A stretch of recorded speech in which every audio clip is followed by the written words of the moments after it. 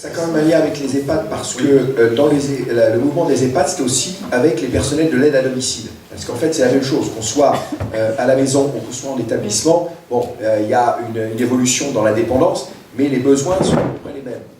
Et ça, on a besoin de professionnels. Le problème aujourd'hui de l'aide à domicile est que ce sont des associations avec du personnel sans qualification et donc des prestations de piètre qualité et surtout avec un reste à charge pour les familles énorme.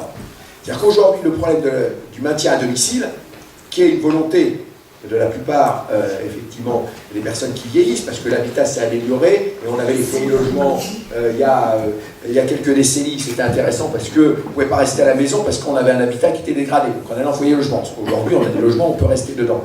Sauf que, quand on veut rester à domicile, et qu'on commence à avoir un certain niveau de dépendance, donc on a encore toute sa tête, on veut rester à domicile, ça nécessite des moyens très complexes et très coûteux. Et donc, le problème qui se pose aujourd'hui, c'est qui paye. Voilà, c'est qui paye. On voit que la vieillesse est devenue un marché. On appelle ça l'or gris, la silver economy. Donc ça pose un problème politique. Est-ce que le vieillissement relève d'une prise en charge par la solidarité nationale, donc par la sécurité sociale? Est-ce qu'il faut effectivement que ça relève de l'assurance maladie, créer pour certains un 5e risque? Bon, c'est lié, les problèmes liés au vieillissement sont quand même liés à des problèmes de santé. Donc ça me paraît très logique que ça relève de la sécurité sociale, puisque c'est une évolution logique. Hein. Aujourd'hui, on vieillit et on a besoin d'être aidé par la sécurité sociale et par les professionnels de santé au sens large. Donc nous, la revendication de la CGT, c'est un grand service public lié au vieillissement, avec du personnel de la fonction publique hospitalière sous statut, que ce soit pour l'aide à domicile ou dans les EHPAD, et avec effectivement une continuité de prise en charge, parce que si c'est le même service public, c'est le même personnel rattaché à un EHPAD qui assure l'aide à domicile, qui aide, c'est l'EHPAD qui offre de l'hébergement temporaire pour soulager les aidants, quand il faut, et quand effectivement la dépendance fait qu'il faut aller en établissement, et bien ça se fait dans un continuum, on n'a pas besoin de réserver une place, vous voyez, et d'attendre la place pour que la personne soit prise en charge. Et effectivement, dans les personnes qui doivent être aidées, éventuellement rémunérées, il y a les aidants, parce que ça peut être un choix aussi de la personne âgée de se faire aider pour les tâches de la vie quotidienne par un aidant, et je pense qu'y compris au niveau économique, ça peut être intéressant que ce soit une rémunération de l'aidant pendant un certain temps, avec des professionnels qui vont l'encadrer, l'aider, pour éviter parfois l'arrivée dans un EHPAD alors qu'on n'en a pas besoin, mais parfois le choix se fait d'aller à l'EHPAD parce que l'aidant craque. Il est en burn-out. Il est en burn-out, c'est ça la réalité aujourd'hui. Donc il y a un vrai problème politique, et si on laisse le marché s'occuper de cette question, eh bien, on aura un système très inégalitaire. Ceux qui pourront se payer, effectivement, cette prise en charge, ils le feront, et pour les autres, ça sera quoi? Ça sera un hospice dégradé, c'est-à-dire des EHPAD aujourd'hui, avec pas assez de personnel. Je reviens tout à l'heure sur la question des emplois.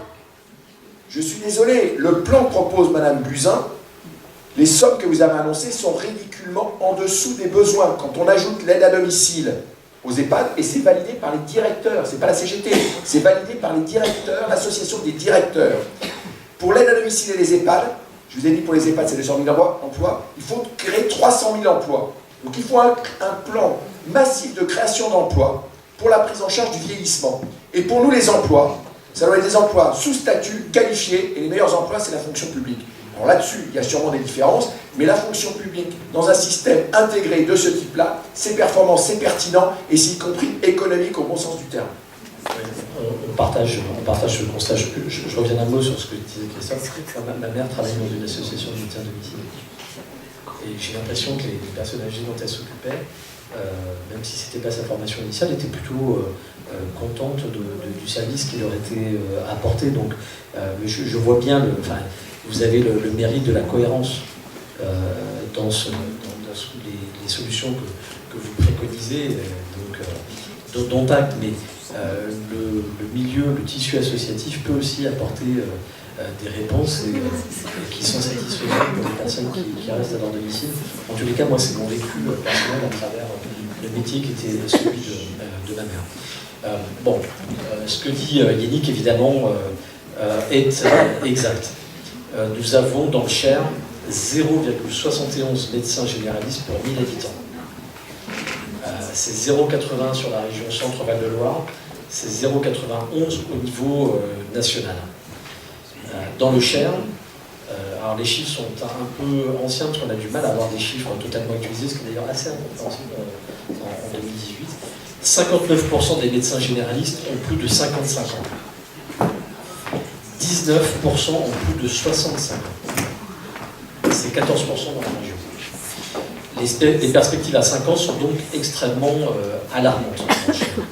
Moins 75% de rhumatologues, moins 53% de radiologues, moins 40% de dermatologues. Pour contrebalancer ce constat-là, pour l'instant, mais ça n'est pas satisfaisant, 96% de la population est située à moins de 15 minutes d'une commune où exerce un généraliste. Mais je reviendrai peut-être d'un mot là-dessus. Un chiffre inquiétant, 26% des étudiants ayant fait leurs études à la faculté de médecine de Tours s'installent en région Centre-Val de Loire. 26% seulement, et autant vous dire qu'ils ne s'installent pas dans le Cher. Nous avons 150 à 200 nouveaux médecins qui s'installent chaque année dans la région, mais 2 à 300 qui en partent. Et effectivement, comme le disait Yannick, le département du Cher est un des 5 départements de France les plus touchés par la problématique des déserts médicaux. Donc c'est quelque chose qui est vraiment préoccupant, parce que notre population vieillit, et parce que la population médicale vieillit également dans la médecine de ville. Moi je suis frappé de voir qu'un certain nombre de généralistes décèdent précocement, y compris dans notre département. C'est un peu ce que vous disiez, enfin, les craintes qui étaient les nôtres. Donc on doit être extrêmement alarmé par rapport à ça. Il y a un certain nombre de choses qui se font et qui peuvent être des réponses intéressantes. Moi, à quoi c'est dû la problématique qu'on prend? Un, tu l'as cité, Yannick, le numerus clausus. C'est vrai qu'on a eu cette politique depuis des années où on a raréfié le nombre de médecins et on se retrouve dans cette situation totalement paradoxale où non seulement on fait venir des praticiens formés à l'étranger et qui n'ont pas toujours le même niveau de diplôme, ou en tous les cas le même contenu de diplôme, mais également des jeunes Français vont se former à l'étranger avant de revenir, alors que nous avons besoin de médecins. Donc on a un paradoxe assez incroyable. Après, il faut bien le reconnaître, nos médecins de ville old school, c'était des gens totalement dévoués. C'est des gens, quand ils connaissaient la famille, à 22h, vous les appeliez parce qu'il y avait une grippe, ils se déplaçaient. On en a connu beaucoup. Et ils se sont d'ailleurs échinés au travail. Non, mais les jeunes générations qui sont plus féminisées que les anciennes, elles ont d'autres aspirations, et moi je peux les comprendre. Parce que quand vous êtes une jeune femme, que vous êtes diplômée de médecine, que vous avez une trentaine d'années, vous avez envie d'avoir des enfants, et c'est légitime. Et vous avez envie d'élever vos enfants, et c'est légitime. Et vous n'avez pas envie de travailler 70 heures par semaine, et c'est légitime. Mais ça veut dire que ça nous pose une problématique différente de celle qui était par le passé. Et aujourd'hui, nous devons organiser l'exercice de la médecine de ville de façon coordonnée, parce que nous n'aurons pas de jeunes qui accepteront de travailler autant dans l'avenir. Donc, mes maisons de santé pluridisciplinaires, il y en a un certain nombre qui fonctionnent très bien, évidemment, j'en vois qui fonctionnent mal. Parce que peut-être elles n'ont pas été conçues de façon si concertée que ça. Mais vous prenez celle de Sancerre, qui a été bâtie autour du docteur de Rancourt. Elle est attractive, elle est bien organisée, elle fait venir de jeunes généralistes qui ont envie d'exercer dans ce cadre-là et elle donne une réponse satisfaisante aux patients du Sancerrois. Ça n'est pas la seule réponse. On peut aussi pouvoir, comme on le fait dans le Loir-et-Cher, avoir des cabinets qui restent indépendants mais qui travaillent de façon coordonnée. Et puis, il faudra poser la question du numerus clausus, parce que manifestement, alors ça ne veut pas dire qu'il faudra donner sa première année à tous ceux qui le demandent, naturellement, à tous ceux qui sont inscrits, mais honnêtement, entre les 1500 qui sont inscrits et les 200 à qui on permet de passer en deuxième année, je pense qu'il y a une marge de progression.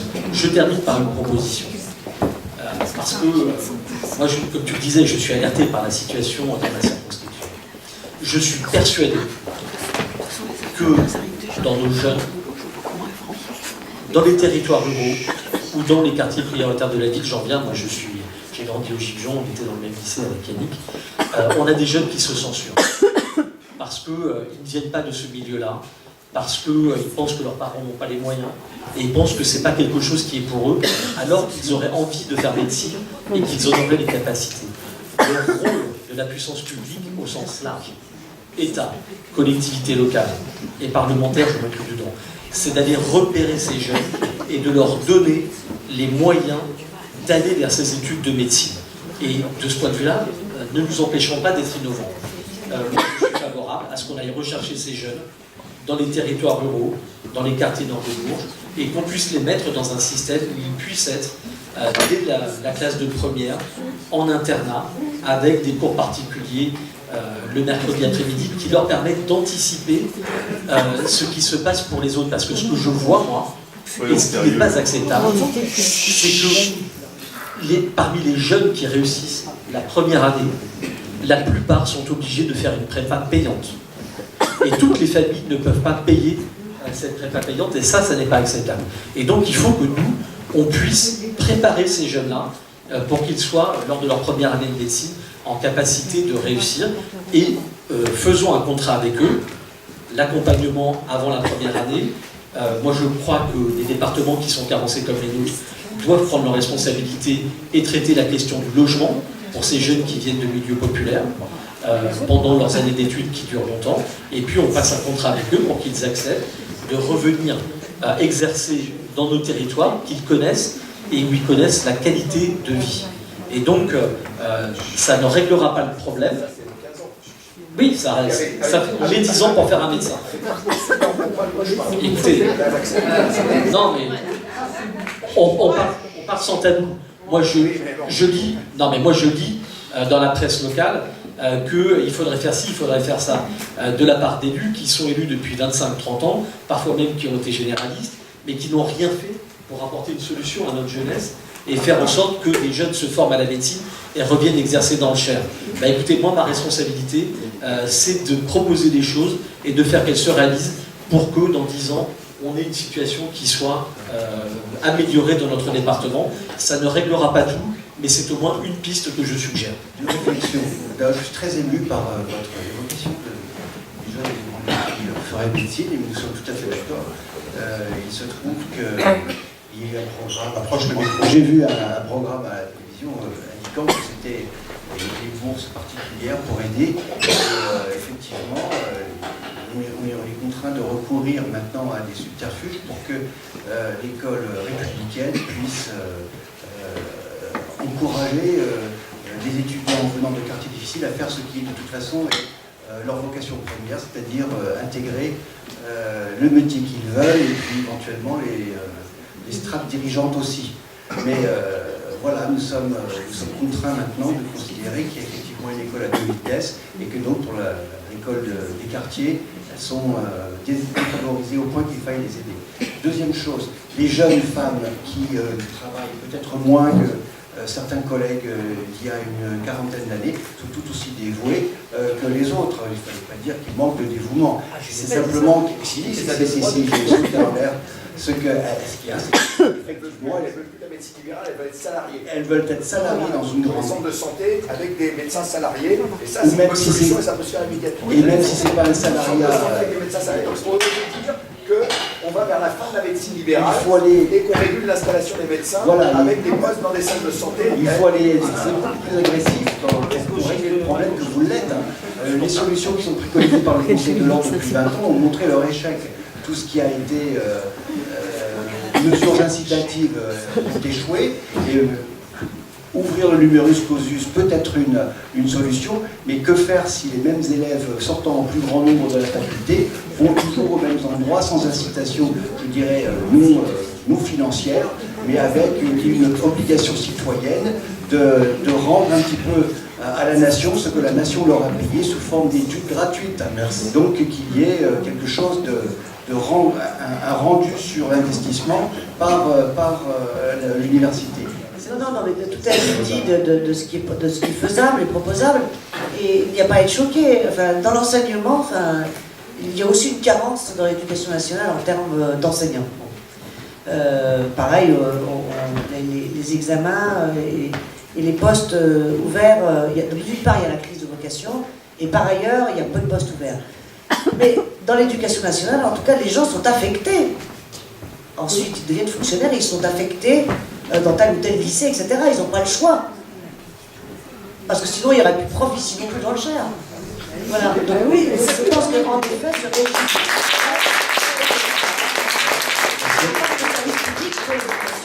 et de la santé, c'est-à-dire les fondamentaux pour une société synthétique.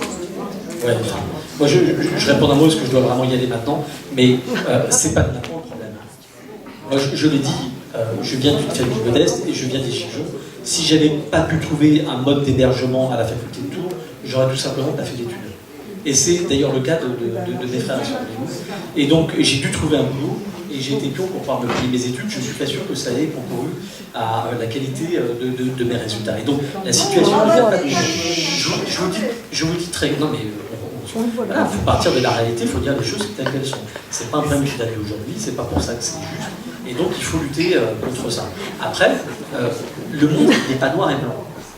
Je suis désolé de vous le dire. Vous proposez des solutions de médecins salariés, je suis favorable. Mais il ne s'agit pas d'imposer les choses aux gens. Et on ne peut pas avoir une société qu'avec des fonctionnaires, même si je suis attaché à la fonction publique et qu'elle est un gage de qualité et d'égalité dans notre pays. Mais on ne peut pas imposer un seul et même régime. Oui, pour des médecins salariés, dans un certain nombre de centres, mais oui, pour garder une partie Et pourquoi votre collègue des Républicains de Saône-et-Loire a créé un centre de santé départemental, et là il recrute des médecins salariés, et il a des candidats. Donc vous voyez, moi je ne suis pas dogmatique, je dis que les solutions... Il faut juste accepter la diversité. Ah mais la diversité, il faut que la diversité aujourd'hui, il faut reconnaître que le mode de rémunération à l'acte n'est pas pertinent, est inflationniste et ne permet pas un travail en équipe, que la plupart des jeunes aujourd'hui, quand vous leur proposez la maison, la voiture, même la maison de santé pluriprofessionnelle avec la rémunération à l'acte, même les Roumains ils rentrent chez eux. Quand vous proposez un centre de santé salarié, et je vous dis c'est un élu, les Républicains en Saône-et-Loire, ils vont recruter 17 médecins, il en a déjà 10, et il est en train d'ouvrir les centres de santé délocalisés dans son département. N'opposez pas les uns aux autres. Si vous voulez des vocations, il faut avoir et les uns et les autres. Créer des oppositions factices, ça ne règle aucun problème. Donc il faut une pluralité de solutions, elles sont toutes les bienvenues, il faut les étudier. Et celles que vous citez, moi j'y suis favorable, simplement, ça ne peut pas être le modèle unique.